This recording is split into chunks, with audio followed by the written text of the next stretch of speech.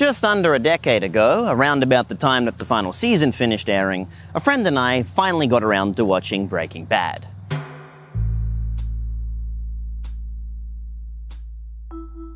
We often used to do this, especially with longer shows, watch them at the same time, try not to get too ahead of each other in episodes, and then later meet up and talk about it like the world's worst book club. One day he sent me a screenshot from the episode he was up to of Walter pulling up to somewhere in that god-awful car that he had, with a message something along the lines of, "Man, look at this. There's no license plate on the front of the car." It's always the little things that take me out of a story, man. Like, how could they have missed that?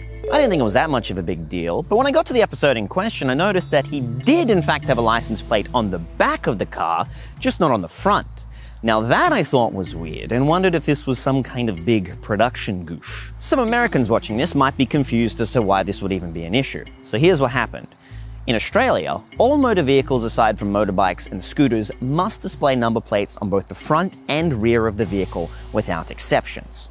In the US, it differs from state to state, and New Mexico just happens to be one of the states where only the rear license plate is required. I didn't know this before I looked it up, and neither did my friend. So something that seemed completely inaccurate and totally immersion breaking to him ended up being completely accurate. So that may have seemed trivial to you, but have you ever noticed that all schools in anime tend to look the same? Like every school has that same white concrete main building and the same second building, and they all have the same hallway with the same classrooms lined up on one side, with the same tall windows that the characters stare wistfully out onto the same track perimeter. And they walk across that same weird bridge thing that connects the two buildings as they prepare for the same school culture festival or sports festival, and then they go up to the same roof with the same chain link fence, and they hand through it as they stare out on the same view of Tokyo thinking about their drum. What, all these characters go to the same school, hang out in the same classroom? I mean, just how unrealistic.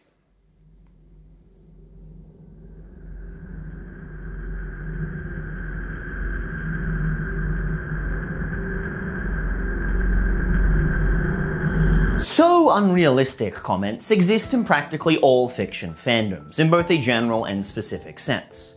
There are altogether too many people who will watch, say, a horror movie or something, and comment along the lines of, "Oh my god, this is so unrealistic, nobody would ever react that way. I wouldn't have reacted that way, here's what I would have done." And it's like, well, guess what, champ? No one cares, you're not in the fucking movie. I'm not going to get into this too much, the idea of simulacra, or the rise of channels like Real X reacts to this, or anything like that, the authenticity of something. I believe fiction should focus more about being believable over being realistic, and what's believable is different for each person, I get it. Suspension of disbelief is a real thing, people have different tolerance levels of it, let's move on. But what can be irritating, and even downright dangerous, is when they find it unbelievable simply due to their lack of exposure to it.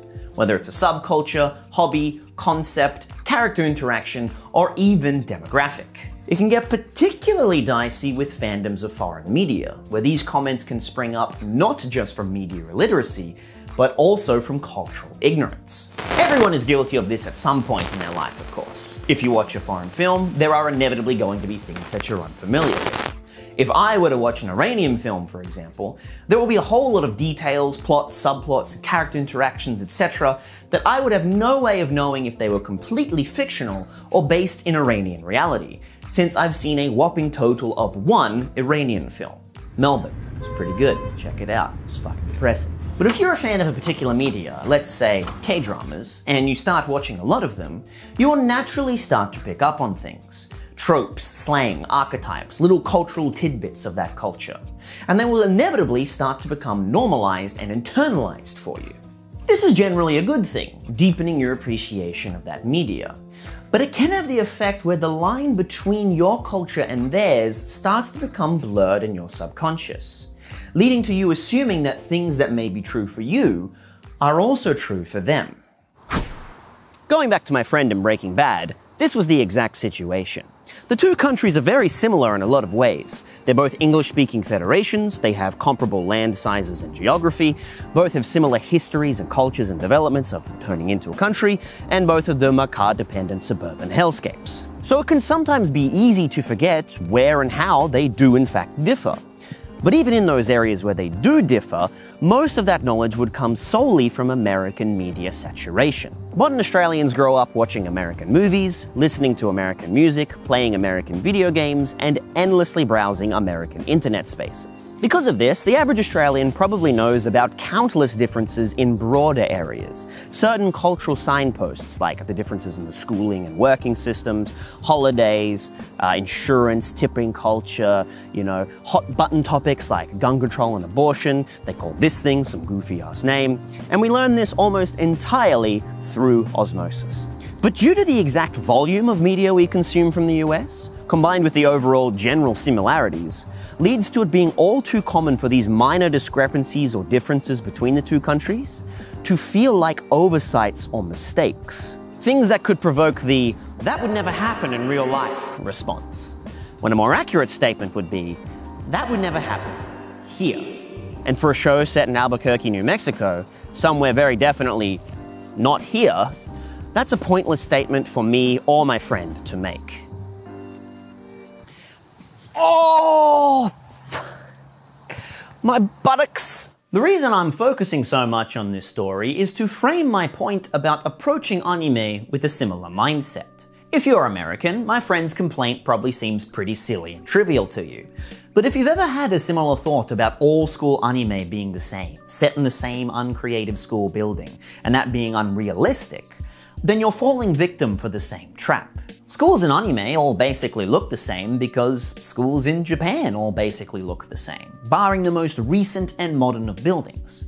And they have for over a century. The rapid industrialization of the Meiji era called for mass building of public buildings like schools, to the rate of eventually requiring the demolishing of historical artifacts and architecture for the raw materials. The blueprints for pretty much all forms of school buildings, from elementary to high school, were standardized to a T as early as the 1890s. From having two main buildings, walkway bridges between them, classrooms all oriented to one side of a central hallway full of wide, tall windows, made of plastic, mind you, the perimeter of the track field, and a flat roof with a chain link fence. That may seem pretty crazy to you, but imagine a Japanese person looking at an American film and seeing like a suburbia, right, full of white picket fences, and thinking something along the lines of, when in huge swaths of the US, due to zoning laws preventing anything other than single-dwelling homes, places really can and do look like nothing but endless double-story houses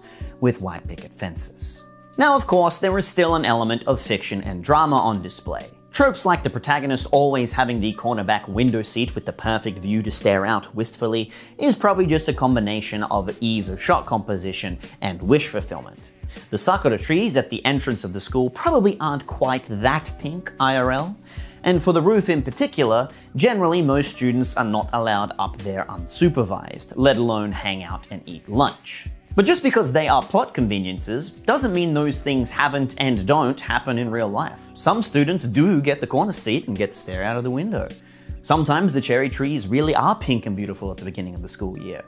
And you know what? Some students just break the rules and go up on the roof. And my greater point is, despite the artistic license they might take with what events happen on that roof, or in that classroom, or in that hallway, all of those places exist. And the fact that they all look the same is pretty damn accurate.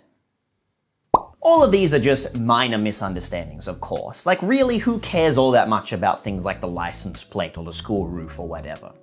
But they are easy ways to illustrate how easy it is to fall into the trap. And these minor things can snowball, especially when caustic critics love to use nitpicks to bolster a negative argument. These are also very easy to prove and cite with documentation. It gets much more difficult, but also much more dicey and important when it's based on broader cultural differences that can directly impact the perceived quality of the narrative. This could be broader facets, such as criticizing the pacing of an anime movie or show by using the internalized Western monomyth or 3-act structure instead of the more appropriate 4-act Kisho Tenketsu.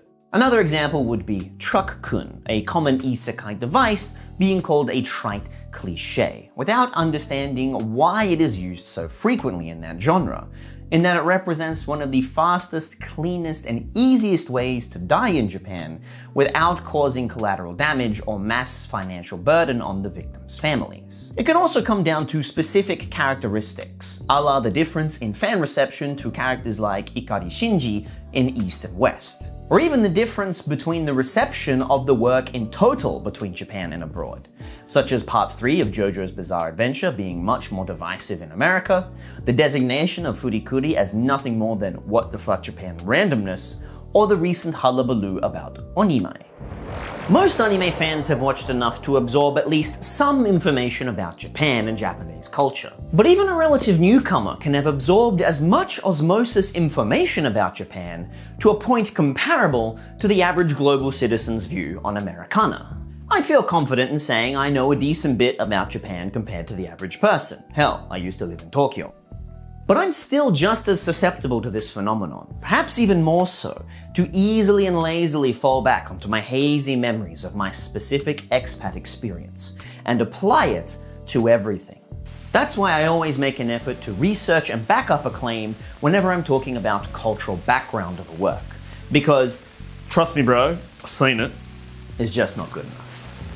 I'm not trying to blanket defend Japanese media from being safe from criticism, that every little minor discrepancy must actually be some secret facet of Japanese culture, or that you can't think something is just straight up bad or poorly written. It's also just straight up fine to not like something. You don't have to like everything, that's why there are many things and not just one thing. But there's a difference between not liking something and having unrealistic expectations. It's one thing to think a bowl of ramen tastes like shit, and another to think it tastes like shit because it doesn't taste like spaghetti. That's gonna be good enough because I'm losing light.